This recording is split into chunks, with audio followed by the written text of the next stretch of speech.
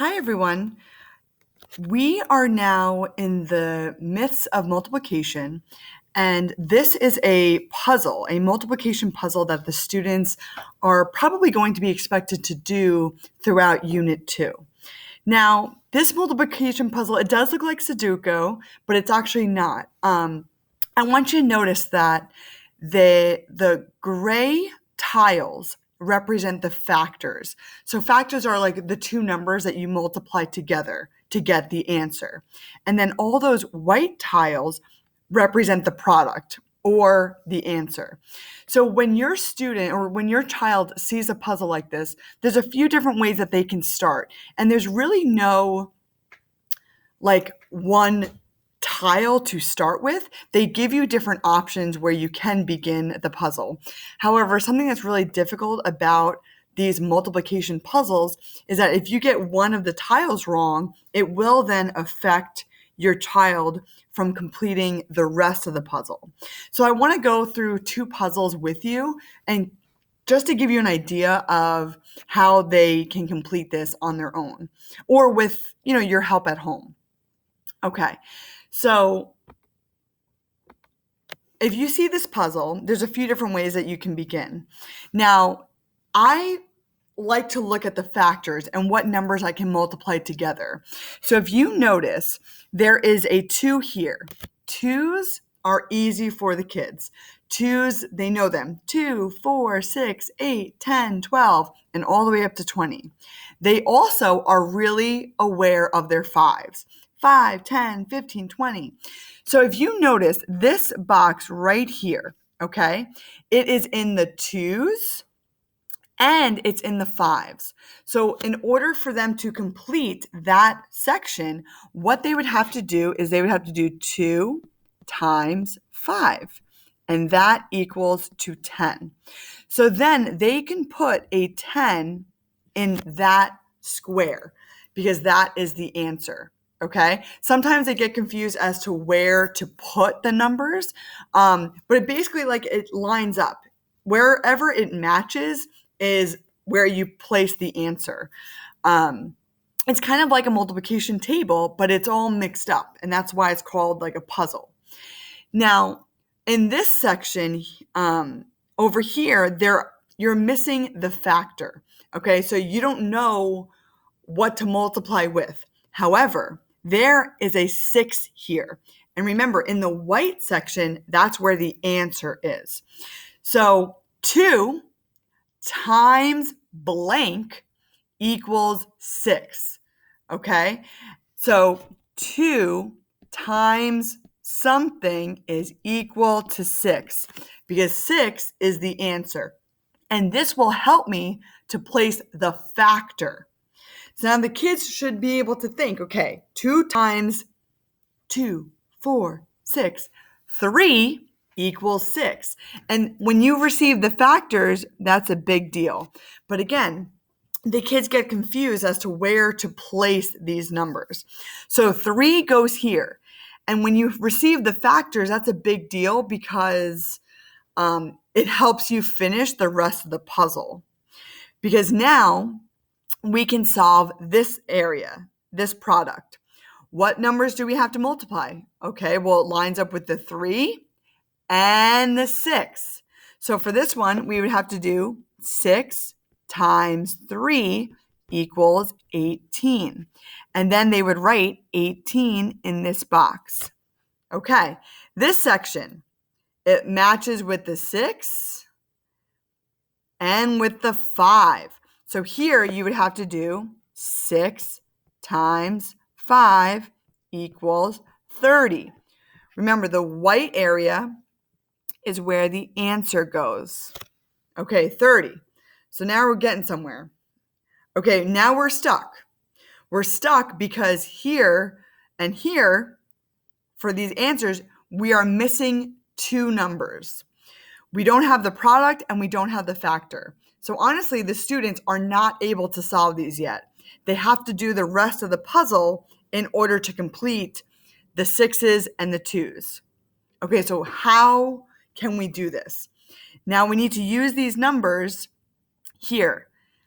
36 you also can't use because you're missing both factors.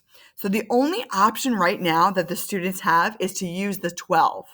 And what's interesting about that is that you're going to be using the factor of 3, which we figured out from before. And that's why it's tricky. Like if they did not get the 3 correct, then they're not going to be able to finish the rest of the puzzle. So here we have one of the factors is 3, and we are missing the other factor. So something times 3 is equal to 12. All right, well, we studied our 3's a couple weeks ago, so let's think. 3, 6, 9, 12. The answer is 4. And now that you have that factor, you're able to finish the rest of the puzzle. So the first thing I would do would be 4 times 5. That equals 20. Okay, what times 4 equals 36? Or 4 times blank equals 36. So again, there's always a missing number in the multiplication equation. You're either missing the factor or you're missing the product, okay? And these are all facts that they have been working on. The 6s, the 7s, and the 8s are a little bit trickier because they're only learning them now. But the other numbers, like 2, 3, 4, 5, 9, 10, they have learned them before. So for this one, it's actually 9. So now you have that other factor. Because we placed that factor of 9 here, now we can do the rest of the puzzle. 9 times 6, right? 9 times 6 is 54. Okay, well, it's supposed to say 54 in the box. And 9 times 2 is 18. Okay. So I hope this helps you to see how to navigate these new and really tricky puzzles in math. Okay, so here we have another multiplication puzzle. This time we only have 3 factors and we have 4 products. So already when I'm looking at this, and if I'm a kid, I see the 3 and I notice the 15. Those are easy numbers for me in my head. So I'm thinking, okay, what times 3 is equal to 15? Now, some of the students honestly already know this and they know it's 5. If they don't know it's 5, then they can count by their 3's. So when you're missing a factor, it goes in the gray section. Now, I love my 5's. I know my 5's. I can do this. So here, I'm noticing the 5 and the 20. So 5 times what is equal to 20? Oh, I got this. I know my 5's. 5, 10, 15, 20. The answer is 4. Okay. Now, this puzzle, I'm trying to fill out all the factors because once you have all the factors, then you're able to just multiply and find the product. For my last factor, I need to think, okay, what times 4 equals 24? If your child is not sure what times 4 equals 24, they can count by 4's. And the answer is 6. So the way I handled this puzzle was a little bit different. I found all the factors. Now I can do it, I can figure out all the products by multiplying the factors. Again, if they didn't get the factors right, then it's going to affect their products or the answer. 5 times 7. Okay, for this one, you have to do 5 times 7 equals 35.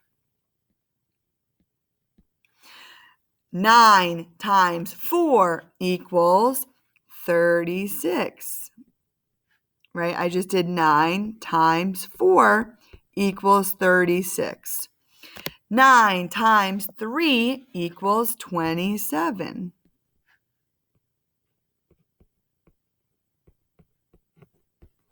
And now we have our sixes. So I saved the hardest for last. And if I was a student, maybe I would do that as well because I don't know my sixes as well as I know my fives or my threes or my fours. So here, 6 times 7 is probably going to be the hardest multiplication equation for them. But 6 times 3, because I know my threes, might be a little bit easier for me. So 18. And then they can take time and use a strategy to do 6 times 7, which equals to 42. You might notice that these two puzzles are on the homework that's coming up. I know that the other homework that I just gave was a little bit tricky because it had 3 of these puzzles. I am definitely a math person, and I understand that these puzzles are challenging for the students, but look at all the math that is required in this one puzzle. And that's what I think I really like about these puzzles is it makes them think about the missing factor or the missing product. You can always message me on Class Dojo if you ever have questions about homework, but I really wanted to make this video to really show you how I would approach this as an educator and with your child. All right, thank you so much, and thank you for watching.